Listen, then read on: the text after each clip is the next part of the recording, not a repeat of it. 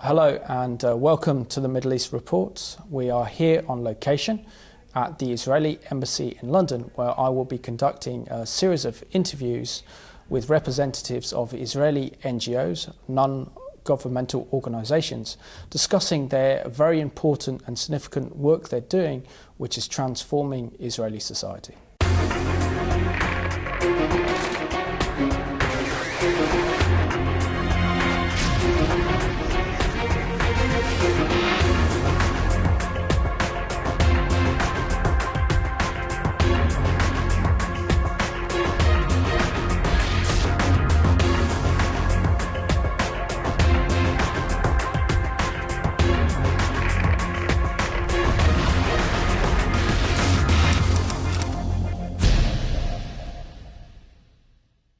Yardin, welcome to the Middle East Report. You are here representing the Peres Center for Peace, but can you tell us how you got involved in the peace and reconciliation business? Well, it was quite a simple way. I grew up in a very aware household and wanted to be involved, but I wasn't a very active youngster, youth movements and so on. But I did decide to study Middle East history and Islam for my BA in university and was interested in the context and in this country that I live in and I want to keep on living in. And a friend who knew me and knew my interests had heard from her friend there was a positioning opening at the Peres Center for Peace, and I sent my CV, and it's 8.5 years later and I'm still at the Peres Center. So. Excellent. And can you tell us something about Shimon Peres? He's not only the president of Israel, he's going to be 90 in August, which is quite remarkable, but he's really been there since the foundation of the State of Israel in 1948, right up into the present day, an incredible political figure and icon of Israel and Israeli society. What is the man like? Well, I've had a few opportunities to meet with him, not one-on-one, but definitely hear him speak. And he's an inspiring man who always looks forward, always looks into the future, and always looks into how he can be involved in making Israel a better place, but also the Middle East as a better place. Understanding that we are in a context. He sees Israel as an island in a sea. He wants to make sure that this island is connected to the sea, that the sea is calm and the island is calm as well. And that's what he does. He has been, as you said, at the forefront of every important change and development in Israel since the establishment of the state. And a very, very inspiring man who inspires us at the Peres Center every day, though we are an NGO and non-governmental, and he's president, but we are inspired by him, we carry his name, we work through his vision. It is definitely a man that you would want to meet and talk to. Be good to have the chance to interview the great man one day. But can you tell us about the Peres Center for Peace? What is the nature and the work of the organisation? The Peres Center for Peace was established by Shimon Peres and a group of friends in 1996. The context was that in 1996 Shimon Peres was Prime Minister and there were elections, and he had lost the elections.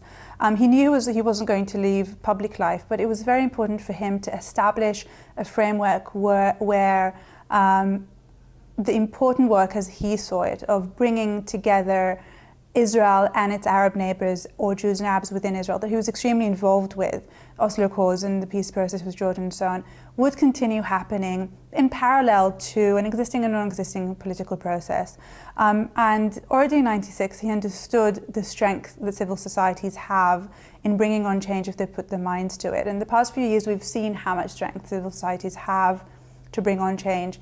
It's not always a change that they want to have or to see, but they have a lot of strength. The men and women of the civil society need to be able to be actively engaged in the change they want to see in their own communities.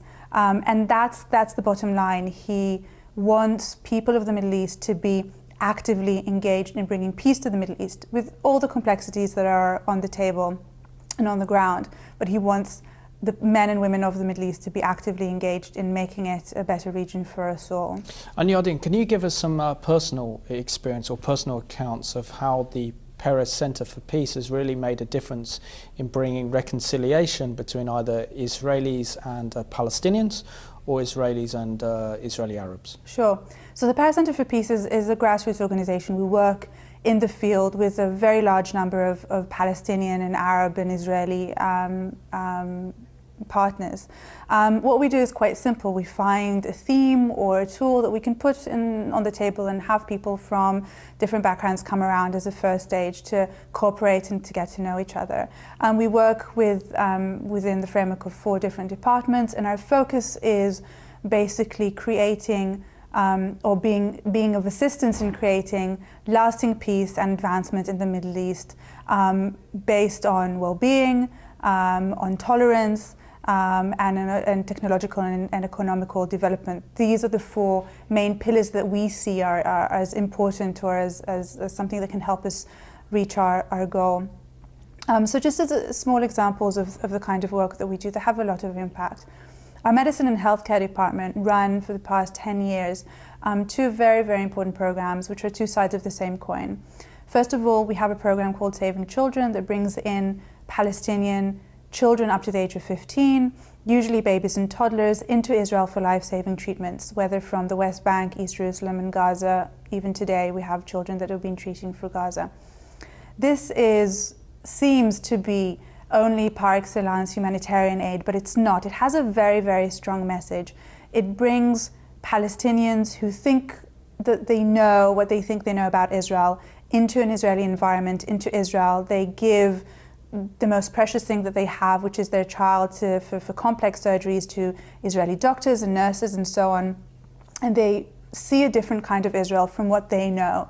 They meet different families in the hospital, they meet the doctors, but it goes the other way around. A lot of Israelis think that all Palestinians are this way or that way, and then they're introduced to them in this very human scenario of the hospital, and it has a lot of peace-building dividends as we see them to this program. That's incredible work. But what is your organisation doing to really counter the growing cynicism in Israeli society about the prospects for peace? I mean, we've seen really since 2010 the emergence of the Arab Spring, which has turned into the Arab Winter, in which the region has embraced Islamic extremism. I mean, Israel's peace treaty with Jordan is fragile, and even more fragile with Egypt. How are you able to convince the Israelis that there's still hope and the way forward is peace and reconciliation? Just by doing our work, just by having the programs that we have. We've probably got about 10 to 15 programs running every year. It's to continue doing our work, showing people that it is possible. We always say that in the Peres Center for Peace, in our building, the Peres Peace House, is one building in Israel where someone cannot come and say that there isn't a partner on the other side, regardless of what the other side is. We have many, many participants and partners, and it's basically continuing to do our work, spreading the message like we're doing here, social media, traditional media, having groups come by, visit our activities. It's showing people that it's possible. We're not creating an alternate reality, but we're showing a different, more complex reality, saying it may be difficult and there may be issues and some arguments and disagreements and anger, and all of it is valid. But there is another element of this reality where Israelis and Palestinians and Jews and Arabs can and do come together in peace, and that's a very, very strong message. And what's your organisation doing in terms of, is there a sister organisation amongst the Palestinians that is working for peace? Because when we look at Palestinian society, we look at their education system, in which they're indoctrinating their children with hatred and violence towards Israel. We're also seeing this on the media on a daily basis through Palestinian Media Watch. And surely the way to bring nations together is not from the presidential level, prime ministerial level, government level, but also from the grassroots. How can grassroots cooperation be achieved that we can actually counter all the hatred, misinformation that we're seeing stemming out of the Middle East today? There is a lot of hatred that comes from, I believe, from misunderstandings, miscommunication, misconceptions, stereotypes, and so on both sides of the border, by the way. And again, the point is to bring people together. We have an extremely large group of Palestinian partners who are working with the Paris Center for Peace from all across the West Bank. Gaza is not as possible now to do peace-building work. The humanitarian programs do work from Gaza. A very, very large group of NGOs, of after-school programs, of schools, of educators, of businessmen and women, of agriculturists, people understanding that it is in their best interest and the region's best interest to cooperate. The moment we go through the process of rehumanization, that's where the breakthrough happens. When I realize that this person standing in front of me, being a Palestinian, is a human being with wants and dreams and fears and angers, it makes a difference. Yardin, the challenges for peace are incredibly daunting, but also very, very worthwhile. How do you communicate your message to an increasingly hostile European population, also in Britain, that Israel is intransigent when it comes to peace? It's a matter of people wanting to listen to the complexities, to listen to things that are being done. If you don't want to listen to me telling you that there's this kind of work happening in Israel and in the West Bank or Gaza and so on, then there's nothing I can do. If you're willing to listen, to hear about this work, to hear about the very large group of Israeli and Palestinian NGOs working in this field, then you'll realize that there's something else. And we're dealing with issues, we're dealing with the questions of anti-normalization. Is this work normalizing the conflict, yes or no? Issues of, will you be stealing our children's minds on both sides? And this is something we deal with, but we go through a trust-building process with our partners, whether Palestinian, whether Arabs within Israel. We get to know them, they get to know us. We develop the programs together, we implement them together. And then when our participants see that there is this trust between us, there's this partnership between us, then they understand that this is a good place for them to be. And this is what we introduce to people who come from abroad, or if we go abroad and talk about the work that we do. They just need to be open-minded enough to hear that this is happening, with all the critique and all the difficulties. Just listen and hear that this is happening, and then I believe we win them over, because I really do believe in the work that we do and its influence. Excellent, Yardin. I just want to thank you so much for joining us today on the Middle East Report. Thank you for having me.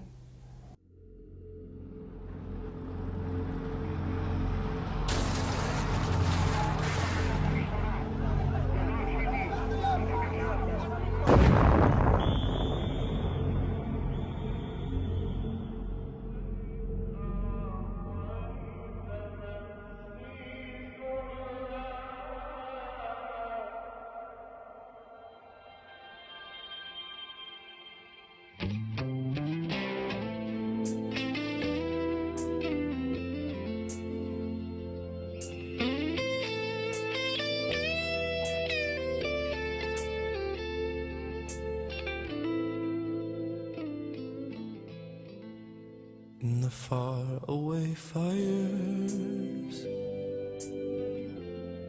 where the hills forever burn, at the feet of our heroes, we try hard to learn, but the lesson is lost there. In the smoke and the mud, that we are one flesh, one breath, one life, one blood.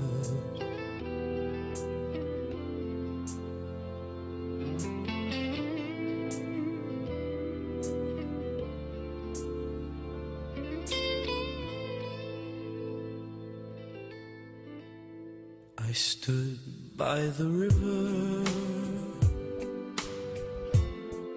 that ran red with shame. I stood in the killing fields where death had no name. I stood with my brothers and I waited the flood,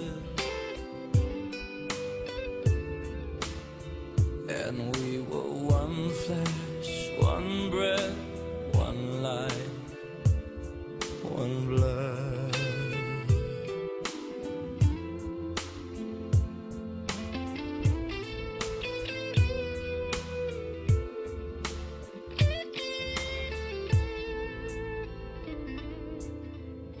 Then I fell to the ground, tasted ashes on my tongue,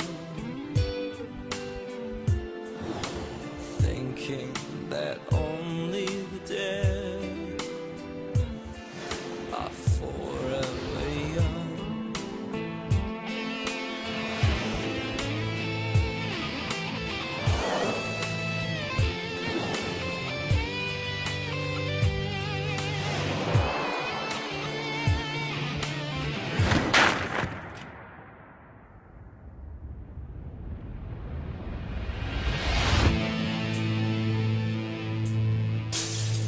There was peace in the twilight, and for a moment or more, it was a world without danger, a world without war.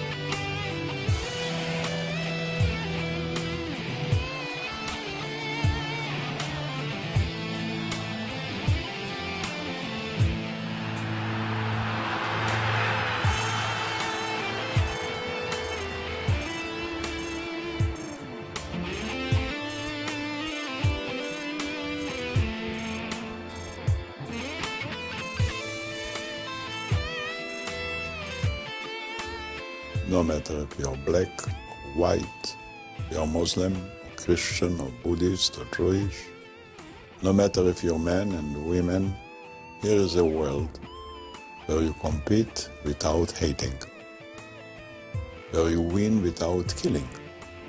Sport is a great educator for peace.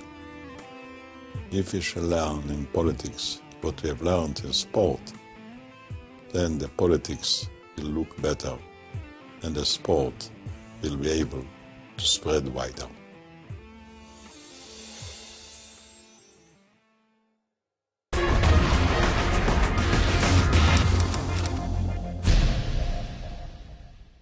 We're now joined by Iris, who is the CEO of Unistream, which is a very important and significant NGO in Israel. Iris, welcome to the Middle East Report. Can you tell us how you got involved in the work of NGOs in Israel? This is a funny story. I'm a previously CFO in a high-tech company, in a startup in Israel, you know, Israel, startup nation. And then came along Ronen Zarum, who is an Israeli entrepreneur, very vibrant entrepreneur, who wanted to establish Unistream as a non-for-profit organization that will build up the startup nation of Israel. He asked me to join him, and I did it without any hesitation because it really felt like a new, vibrant arena for me to fit in.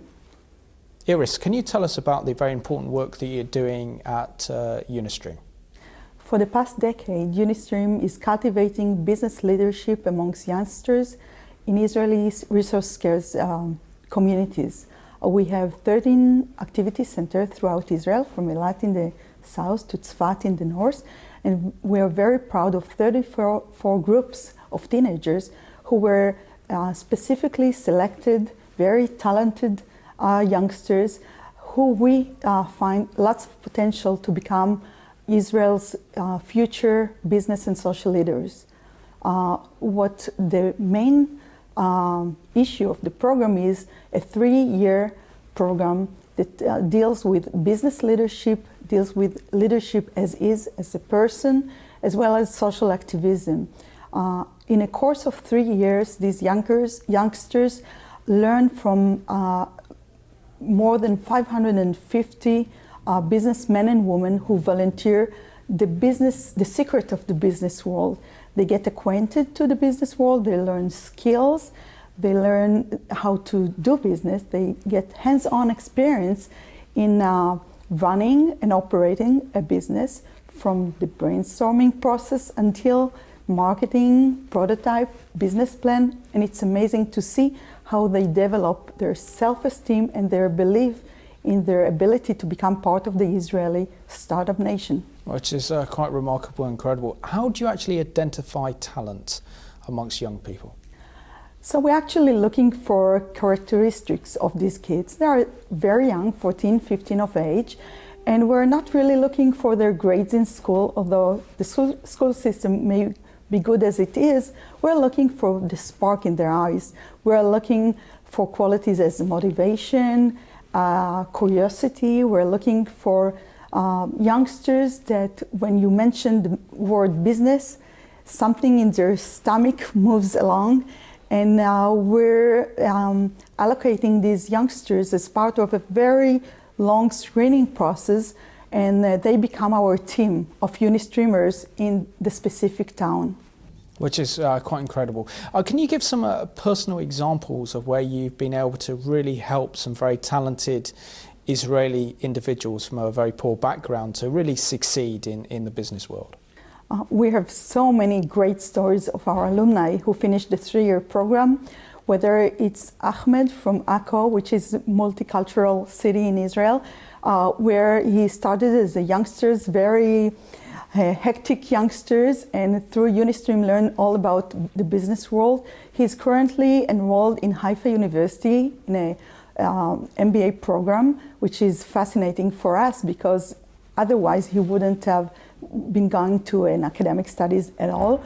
Or we have Kadel from Afula, who just started several internet entrepreneurship of his own. We have dozens of samples of people who grew from the process, became leaders in their own community, whether in social action parts or business-wise. Idris, in this country and here in Britain, we got high youth unemployment. What lessons do you think that the British could actually learn from the Israelis, certainly from looking at your organisation, important work you're doing of identifying young talent from poor backgrounds and giving them the tools and the skills they need to succeed? I would suggest to bring in the entrepreneurship methodology into schools, into programs where dropout kids are there. When you instill the tools and the knowledge of the business world, it really gets the youth to move to a positive direction. It motivates them to be proactive youngsters instead of a burden on the society. We will be happy to assist in any way in teaching our method to enable the British government to put it here in London or in Britain as it all. So with the actual project, you find someone who's very talented, either him or her, from a poor background, give them the tools they need. Do they do this before they go into the Israeli army or afterwards? Before, during their high school years. It's very tough and intensive program where they need to, at the same time, be students at the school system, to go through the matriculation exams, and at the same time to invest a lot of time per week in the Unistream program. We're talking about 3 to 6 hours a week in this intensive program. But to see their spark in their eyes and to see their enthusiasm to become leaders and business leaders, it's amazing how much effort they invest in the program, and to be able to manage both things. We teach them a lot of abilities such as time management, how to cope with your targets, how to set targets and get there. So it's amazing to see how they act, and everything before the army. Excellent. And for example, take a particular example. You've got a young person who's very talented and very, very committed, and they want to succeed, but they don't actually have the tools. What do you actually teach them? I always tell our students that I have learned 2 MBA programs in finance and marketing, and at the age of 28, I didn't have even 1 day of experience. In Unistream, at the age of 18, they, as an alumni of the program, they are gain already 3 years of experience. They do run a company. They become CEO, they become marketing manager, CFO, etc. And they really feel like they did their first job within Unistream. It really built their confidence, and I'm sure it gives them tools for their future. One thing I've noticed with Israelis, the Israelis have an edge, I think, over the majority of so many Westerners, certainly in Britain and Europe, and that is that Israelis give their young people from such an early age such responsibility, which gives them leadership skills.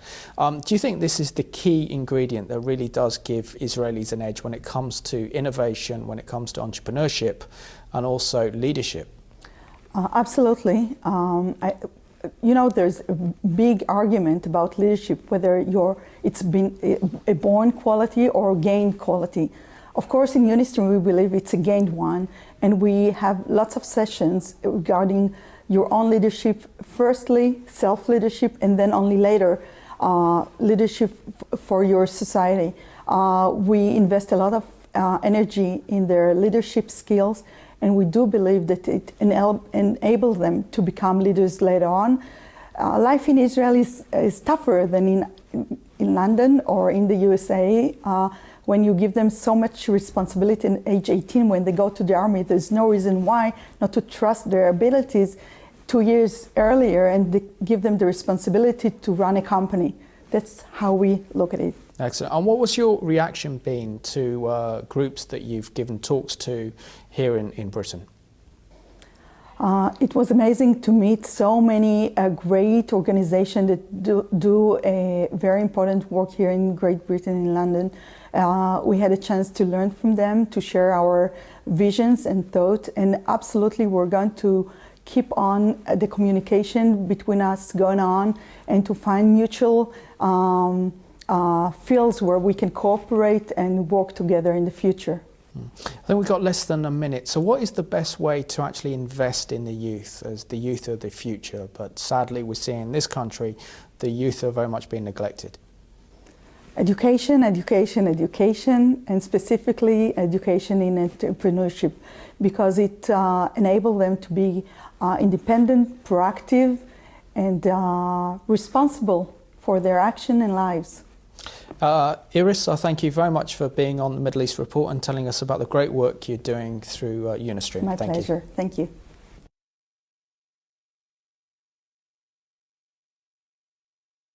כשהייתי בן 17, מכרתי ספרים מבית לבית. החלום שלי היה להצליח בגדול.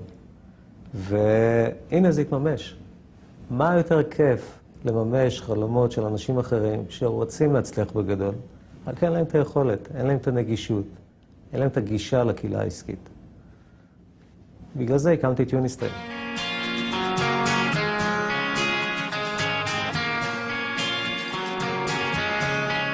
יש לי הרבה חלומות. החלום שלי הוא להיות אדריכלית. החלום שלי הוא להיות יועצת פיננסית מצליחה בעולם העסקים. החלום שלי זה להיות אשת עסקים מצליחה. אני רוצה לנהל חברת סטארט-אפ משלי שתפתח מוצר, פטנט, שיצליח בכל העולם. החלום שלי זה להצליח קודם כל. זה קודם החלום שלי. Dor, Daniel, Shoam, and Jasmine are among the Unistream students who have undergone an intensive selection process, including workshops and personal interviews that map out personal characteristics and qualifications.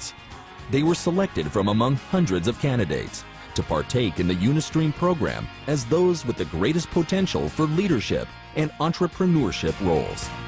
בתהליך איתור המועמדים לתוכנית יוניסטרים ברחבי הפריפריה הישראלית, אני נתקלת בילדים מוכשרים בצורה בלתי רגילה, ילדים עם המון פוטנציאל שלא תמיד בא לידי ביטוי בחיי היום-יום. כאן ביוניסטרים אנחנו נותנים להם אפשרות לממש את הפוטנציאל שלהם ולהפוך לקאדר, מנהיגות עסקית וחברתית שתוביל את מדינת ישראל בעתיד. At Unistream, we take our students on a fascinating voyage within themselves, different to anything they had experienced up until then. In a series of hands-on meetings, participants are exposed to new thinking patterns that assist them in developing insights that will lead them to success, ambitiousness, and full realization of their potential.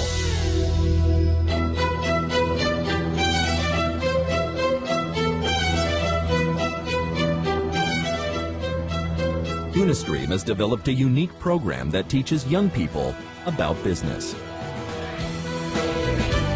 The program is delivered by friends of the Unistream Friends Forum, business people who have decided to share the knowledge and experience they have acquired in the world of business.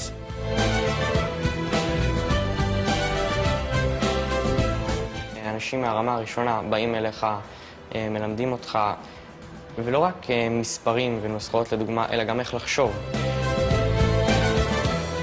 העברתי לחבר'ה הצעירים מיוניסטרים מספר סדנאות בתחום שלי, ושמחתי לראות את הניצוץ האמיתי שיש להם, את הרצון ללמוד, את הלהט להשאיר את הידע, את ההבנה שכלים נכונים לחיים הם אלה שיביאו אותם להצלחה.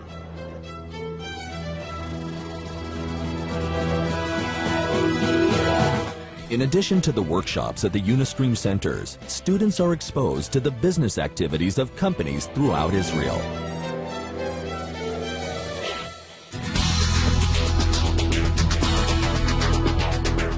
The young entrepreneurs acquire college-level academic knowledge and on-the-job training as early as 15. The group set up business initiatives and acquire practical experience in company management, from the initial idea stage through to marketing and sales.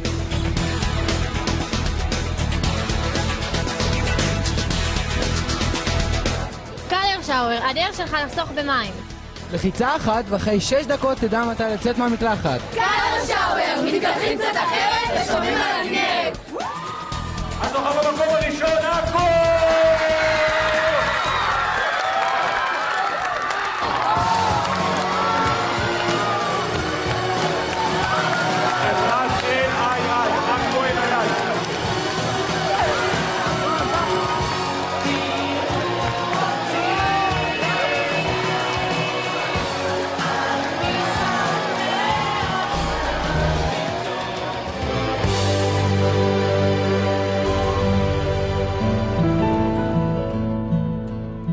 ביוניסטרים לימדו אותנו גם שמעבר ללמוד ולעשות כסף, יש גם צד נוסף שהוא לתת.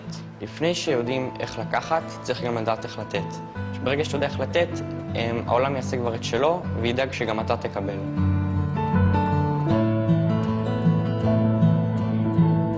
Participants of the program implement the act of giving and the volunteering spirit via social initiatives carried out in their communities, with the aim of improving the quality of life.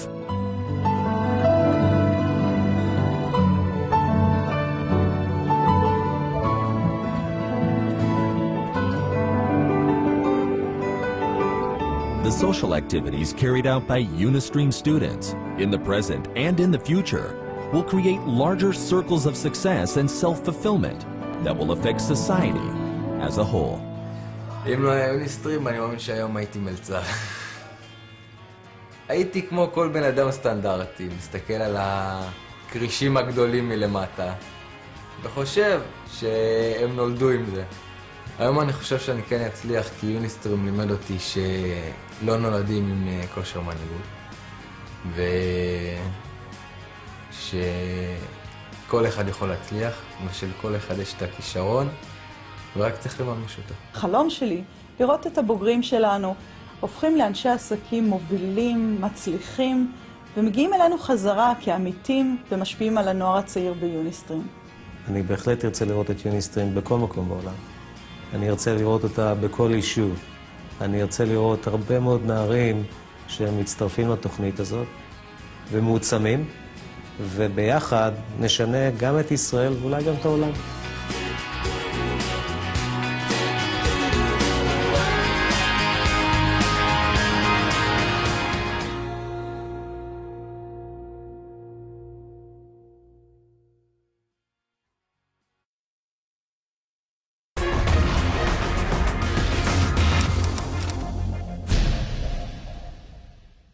We're now joined by Adi Schneider, who comes from Etgarim organization, which is a very important NGO in Israel that helps injured Israeli soldiers and victims of terrorism, as well as the disabled, to actually meet the challenges in life and gives them a future.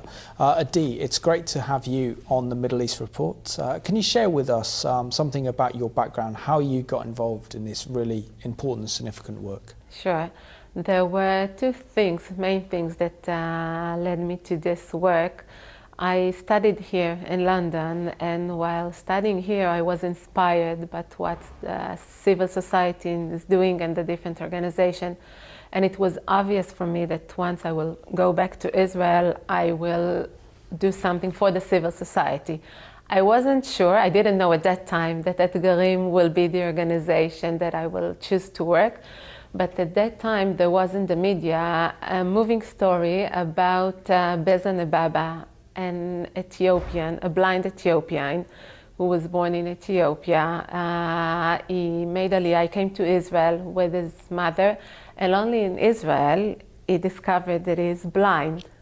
He didn't know it before. So he didn't do any sports, any exercise, and then he was looking, he wanted to run. He was looking to someone to run with, and he approached us, and we find someone to run with him. He started slowly in the park, and then 5 kilometers, 10 kilometers. At the end, he participated in the Beijing Marathon. And when I came back to Israel, there were two stories about Beza, him participating in the marathon in Beijing Paralympics Games, taking the 5th place. Yes, and also going with his trainer, they run together with the ribbon to both hands, going with his trainer and with another guy to climb the Everest. And I was so inspired by it, and I saw the changes that he made to this participant that didn't do anything, and suddenly he can run, and the changes that it did to his personality, making him believe in himself. And I said, okay, I want to be in some place that is inspiring and making such a change. Adi, can you tell us about the very important work being carried out by Etgarim? Etgarim is doing rehabilitation, empowerment, and integration within the society for people with disabilities, all kinds of disabilities, people with mental disabilities, people with physical disabilities, people with impaired senses, all ages, all over Israel. And the tool we're using is outdoor sports, adventure therapy, which take place outdoors. It's a very unique method that we've developed for people with disability in Israel. The idea of adventure therapy is that first, as I mentioned, it takes place outdoors because we see the nature as empowering, but also that in each and every activity there is some kind of risk, some kind of challenge, and this is where our name came from, Etgarim in challenges. So there is some kind of challenge which the participant has to face. Once he or she faces it successfully, it makes them believe in themselves. in their abilities, it enhanced their abilities, and for my opinion, the great thing about it is not the fact that someone who is blind can run the marathon or can sail, or someone who's leg amputee can cycle, but the fact that it's being translated to other aspects of life and our activities being supported by research saying that people who took part in the activity, they're suddenly better at schooling, the relationship with parents and with friends. With this method, we've developed 20 different branches of sports to be suitable for the different abilities of each, not disabilities. So we have on land cycling, tandem bikes and hand bikes, and in the water sailing and scuba diving and water skiing and air gliding and running and all sorts of sports. So everyone can take part of it and doing sports outdoors, as I said, according to their abilities. Sounds fun. Adi, I'm very interested in the work that you're doing in rehabilitating Israeli soldiers, either who've been injured during conflict situations or those being maimed in horrendous terrorist attacks in Israel. Can you tell us something about this really, really important work? It is important to say that the organization that was established 18 years ago was established by a group of disabled IDF veterans and rehabilitation experts. The founder, Yoel Sharon, also always said that Etgarim was established after the Yom Kippur War, when he and many of his friends were injured. And the treatment of people with disability, the attitudes towards them was as if, okay, you are disabled, you cannot really do such things. Yoel, who studied film, was told, yeah, you should go and work for AGFA or Kodak, you will never be able to produce films. He obviously got married and he has 3 children and he's producing remarkable films, and this also led him to establish Etgarim together with his friends because they looked to do some sports outside, to go out cycling, sailing, scuba diving, skiing, and they never had the opportunity to do so. So it is important, this background with the IDF veterans. Many disabled soldiers come and take part in different activities according to their injuries, but I would like to mention a specific project which called The Boat is Sailing. It's a rehabilitation project for people who cope with post-trauma, and I will mention this specifically because it's interesting. People with post-trauma, you don't see the disability. They look normal. Usually they don't have some amputee, they're not rolling on wheelchairs. Some of them do, but many of them don't have any shown disability. So people tend to come and okay, why don't you want to go outside? Why are you stuck in your room? Why do you have those anger tempers? And the society didn't really treat them well. The treatment was to give them drugs to deal with different symptoms. And Yoel Sharon, who was a POW during the Yom Kippur War, together with some other friends, realized that going outside, being in the nature, but especially in the sea, it takes something different out of them.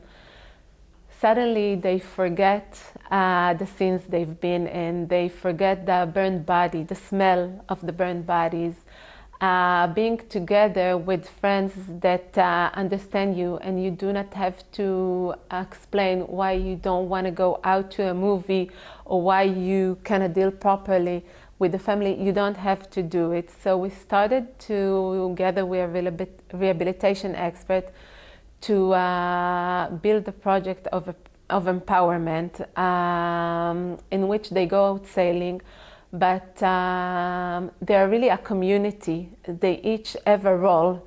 Some of them are navigators, some of them are captain of the boat, some are mechanics, some take care of the maintenance of the boat.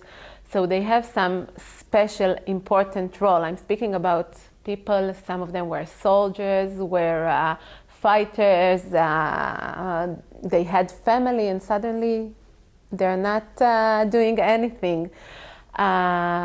So we started with this work, and together many of them said that they don't take drugs anymore. They go outside, they leave home for several days, they go to sail to Cyprus, to Egypt, and I think the most important about those things is that it really gets them back to life. They then become facilitators of Etgarim children, and this is the great thing about it. I think it sounds really, you said before, fun, but it's not the fun aspect of it, but really the rehabilitation. There are different variables. Being with the group like you, the same group, having the rehabilitation expert, going outside, using the nature, the sea, as something that empowers you.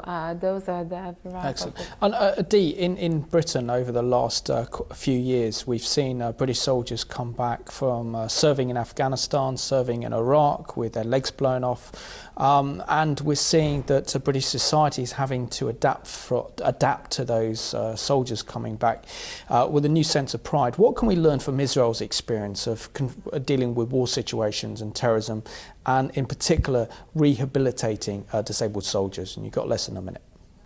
Okay. I think that the first thing that needs to be done is to accept them and to understand that they have some disability, even if it doesn't show, to understand that there is a disability, and we as a society have to accept it and to know how to deal with it. And it's just such important work you're doing, because so many people who see Israel don't really understand the level of commitment involved in being an Israeli soldier, not only putting their lives on the line, but also defending the country. And so many soldiers come back from war situations with disabled, and yet your organisation is doing incredible work in actually helping them recover. So in Hebrew, kol hakavod to the work you're doing. It's superb, and thank you very much for being here, Adi, on the Middle East Report. Toda rabba. Thank you.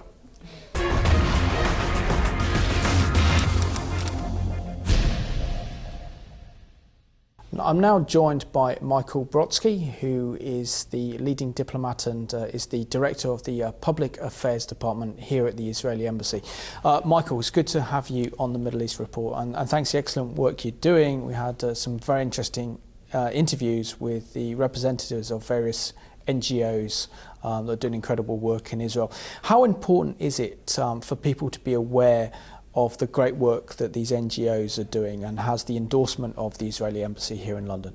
First of all, thank you very much for your interest.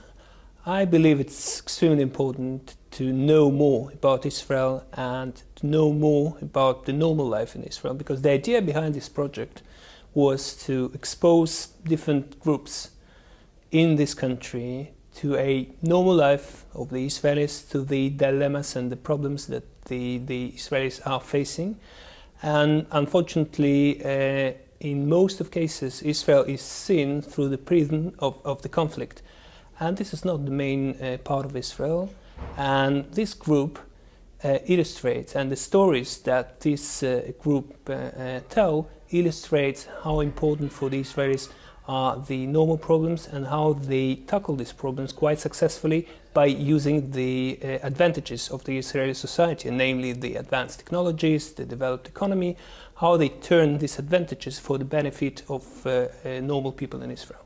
And Britain could learn so much from Israel. And I think something so remarkable about Israeli culture, about the Jewish ethos, is that you all want to make the world a better place. Right, we have a special word for it. It's called Tikkun Olam. Maybe you've heard about it. So it's a concept deeply rooted into the Jewish philosophy and Jewish tradition to make the world a better place.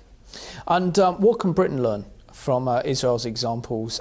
From dealing with Israeli soldiers who have been maimed or injured in conflict situations, or the victims of terrorism, and rebuilding their shattered lives. Also the great work being undertaken by the Peres Center for Peace in bringing peace and reconciliation between Israel and her neighbours, and also the great work being done by Unistream in finding talent from poor backgrounds and enabling young Israelis to have the tools and the opportunities to exceed in the business sector. First of all, I believe there are many British NGOs who are doing amazing work in all these fields. But having said that, I believe that these NGOs, the Israeli representatives, have some unique experience that they are more than happy to share with their British colleagues. And this experience is based on the experience that Israel has gained in many years of dealing with terror and dealing with other difficult problems of social cohesion, of building bridges between different populations in Israel, between Jews and Arabs, between the newcomers and all Israelis and different other groups. So this experience, I believe, will be very important for the British counterparts. And indeed, we've arranged many meetings for the NGOs that we've brought over. We've arranged many meetings with their counterparts on the British side in order to share experience, and maybe the Israeli NGOs will learn something from their British counterparts as well.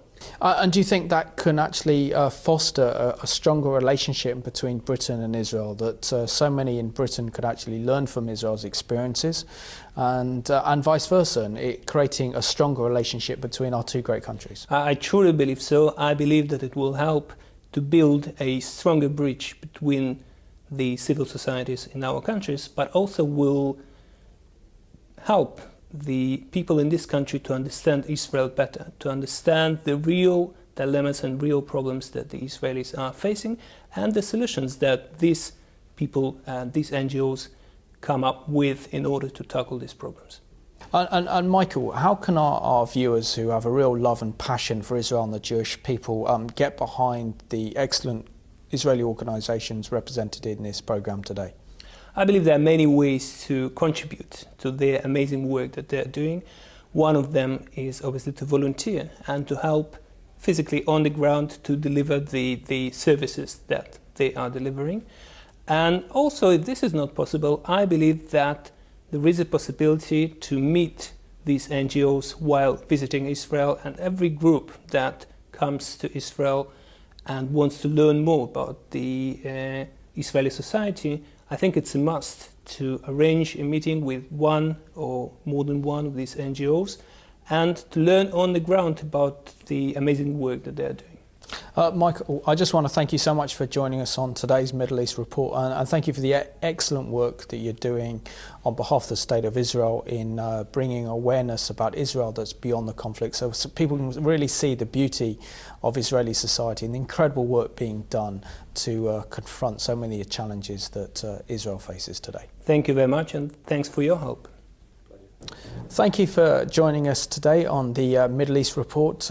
Here we were in the Israeli Embassy in London. It just shows you the incredible cooperation that's developing between the Israeli government and Revelation TV in standing with Israel and the Jewish people. And today we learned about some of the amazing organisations that are doing incredible work in Israel that if we watched our mainstream media, we wouldn't have a clue. So it's important that we do understand some of the challenges that Israel face, some of the difficulties Israel face, but actually learn from the whole concept of Jewish philosophy, and that is the advancement of life and the sanctity of life, as we can see being carried out through these incredible NGOs in Israel. And I want to thank you for watching today's Middle East Report from the Israeli Embassy here in London.